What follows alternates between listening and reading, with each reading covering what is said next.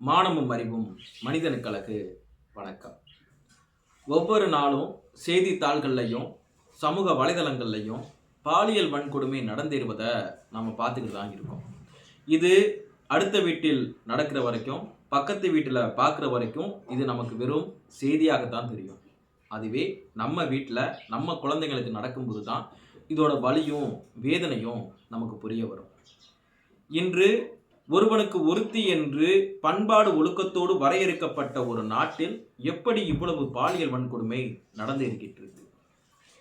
இங்கு நம்மில் பலரும் ஒன்று பாலியல் வன்கொடுமைக்கு ஆளானவர்களாக இருப்போம், இல்லைன்னா ஆளாக்கப்பட்டவர்களாக இருப்போம். என்னுடைய இளமை காலத்தில் இதில் இருந்து நான் தப்பித்து வந்து விட்டேன் அப்படின்னு நம்ம சொல்கிறோம் அப்படின்னா, இதில் இப்போ கூட நாம் தப்பித்து வந்து விட்டோம் அப்படின்னு தான் சொல்கிறோமே ஒழிய இதில் ஒரு முழுமையான தீர்வுன்னு ஒன்று நகர்ந்திருக்கான்னு கேட்டால் கிடையாது. இது ஏன் நடக்குது, எதனால் நடக்குதுன்னு நமக்கு முதல்ல ஒரு புரிதல் வேணும். இந்த சமூகத்தில் எந்த விதமான பிரச்சனைகள் இல்லாமல் என்னோட குழந்தைய நான் வளர்த்து எடுக்கணும் அப்படின்னு ஒவ்வொரு பெற்றோர்களும் நினைப்பது சாதாரணமும் நியாயமானதும் தான். ஆனால் இன்னைக்கு அது அப்படி நடந்துக்கிட்டு இருக்கான்னு கேட்டால் கிடையாது. இது ஒரு பிரச்சனை நடந்தேறும் பொழுது இங்கு இருக்கக்கூடிய அரசு அதிகாரிகளையும் அரசியல்வாதிகளையும் நாம் சாடுவது நியாயமான கோபம்தான். ஆனால் அதையும் தாண்டி நாம் ஒவ்வொருவருக்கும் இதை சரி செய்ய வேண்டிய பொறுப்புன்னு ஒன்று நம்ம அத்தனை பேருக்குமே இருக்கு. இன்னைக்கு இத்தனை குற்றவாளிகள் உருவாவதற்கும் இத்தனை நபர்கள் பாதிக்கப்படுவதற்கும் நாம் ஒவ்வொருவரும் பொறுப்பானவர்கள் தான். ஏன்னா செக்ஸ்ன்னு சொல்லிட்டாலே அது ஒரு அருவருப்பு, தீமையானது, அதை பற்றி பேசக்கூடாது இப்படின்னு மூடி வைக்கக்கூடிய சூழல் ஏற்பட்டனால தான் அதை பற்றின எந்த விதமான அடிப்படை புரிதலும் அறிவும் இல்லாமல் நடந்திருப்பதை பார்க்க முடியும்.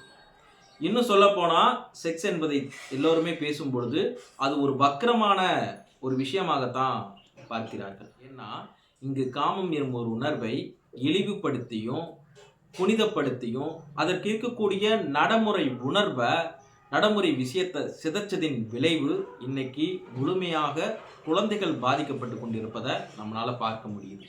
முதல்ல இதை சம்பந்தமான விஷயங்கள்ல பெற்றோர்களுக்கு அறிவு இருந்தால்தான் குழந்தைகளுக்கு அதை தெளிவுபடுத்த முடியும். இங்கு நமக்கே மிகப்பெரிய ஒரு குழப்பத்தில் இருக்கும்போது நம்ம குழந்தைகள்கிட்ட எப்படி அதை கையாண்டு அதற்கான விஷயங்களை நம்ம சொல்ல முடியும்? இன்னைக்கு பாலியல் வன்கொடுமை நடந்திருப்பது புள்ளி விவரமா நம்ம எடுக்கிறத தாண்டி ஒவ்வொரு நாளும் செய்தித்தாள்கள்லையும் சமூக வலைதளங்கள்லையும் அப்டேட் ஆகிட்டு இருக்கிறத பார்க்கும்போது மிகப்பெரிய பயமா இருக்கு. செக்ஸ் என்பதை தவறுன்னு சொல்லியே இதை சார்ந்த அத்தனை குற்றங்களும் அத்தனை கொடுமைகளும் நடந்தேறுவதை நாம் பார்த்துக்கிட்டு இருக்கோம். இதை அத்தனைக்கும் காரணம் பாலியல் புரிதலற்ற தன்மை தான்.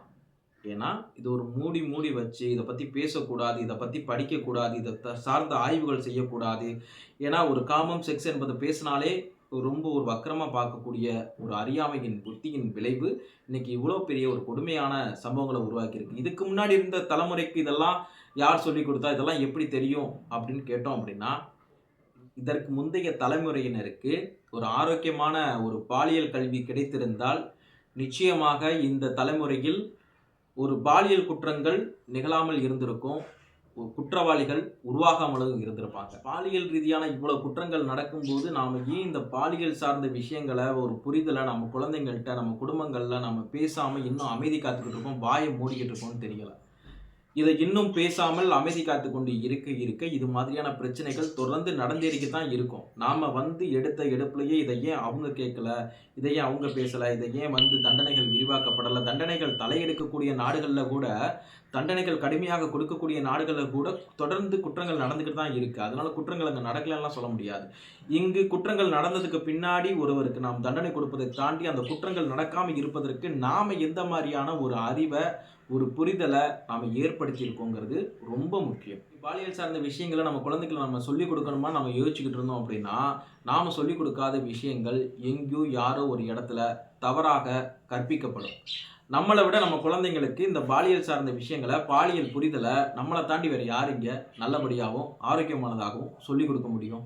அப்போது அதை நாம் சொல்லிக் கொடுப்பதற்கு முன்னாடி, அதை நம்ம தெரிந்து கொள்வதற்கு முன்னாடி நாம் முதல்ல கொஞ்சமாவது அதில் ஒரு அறிவியல் தன்மையோடு இருக்க வேண்டிய ரொம்ப சார்ந்த விஷயங்களை நாம் ஒரு அறிவியோடையும் நம்ம தெரிஞ்சுக்கணும். அப்படின்னா இதற்கு முன்னாடி இருந்த தலைமுறையினருக்கு குறைந்த ஆதாரங்கள் தான் இருந்துச்சு. ஆனால் இன்றைக்கி அப்படி இல்லை, எல்லாமே நமது கை அடக்கக்குள்ளே வந்துருச்சு.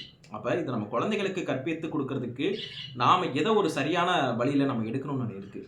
ஏன்னா இதை தாண்டி எவ்வளோ பேர் எத்தனை பேர் வந்து ஒவ்வொரு விதமாக சொல்லிக் கொடுக்கலாம். ஆனால் ஒரு அது அறிவோடையும் அறிவியலோடையும் இருக்கும். பழைய புராணங்களையும் பஞ்சாங்கங்களையும் பற்றி பேசுகிற விஷயங்களை தாண்டி இன்றைய நடைமுறையினருக்கு என்ன தேவைங்கிறத நம்ம முக்கியமாக பார்க்கணும். ஏன்னா ஒவ்வொரு காலகட்டத்தையும் தாண்டி நம்ம அத்தனை பேருமே வந்திருந்தாலும் கூட இன்னும் அது சரியான ஒரு புரிதல் நமக்குள்ளே இருக்கான்னு கேட்டால் நிச்சயமாக எல்லோரும் இருக்குன்னுலாம் சொல்ல முடியாது. ஏன்னா ஒவ்வொரு காலகட்டத்திலையும் ஒவ்வொரு புரிதல்ங்கிறது ஒவ்வொரு காலகட்டத்தை தக்கன மாறிக்கிட்டு இருக்கு. இங்கே இருக்கக்கூடிய அத்தனை குழந்தைங்களுக்கும் பாலியல் சார்ந்த புரிதல்களை நாம் ஏற்படுத்துறது தெளிவுபடுத்துறதும் ரொம்ப முக்கியம்னு நம்ம சொல்லிக்கிட்டு இருக்கோம் இல்லையா?